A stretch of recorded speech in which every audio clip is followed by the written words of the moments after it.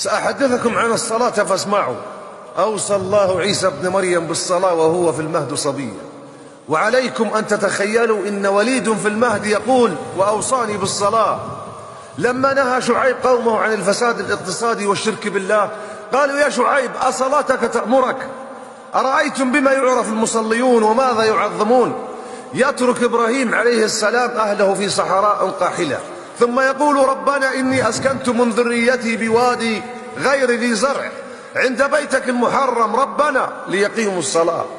يأتي موسى عليه السلام لموعد مع الله سبحانه وتعالى لا تتخيل العقول عظمته، فيتلقى أعظم أمرين من الله سبحانه وتعالى: إني أنا الله لا إله إلا أنا فاعبدني وأقم الصلاة لذكري.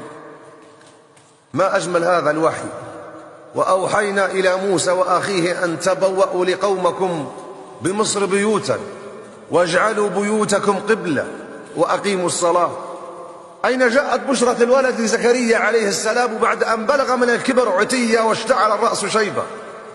فنادته الملائكة وهو قائما يصلي. اللهم اجعلنا ممن يؤدون الصلاة لوقتها يا رب العالمين. اللهم إنا نعوذ بك من جسد يمل من الوقوف بين يديك.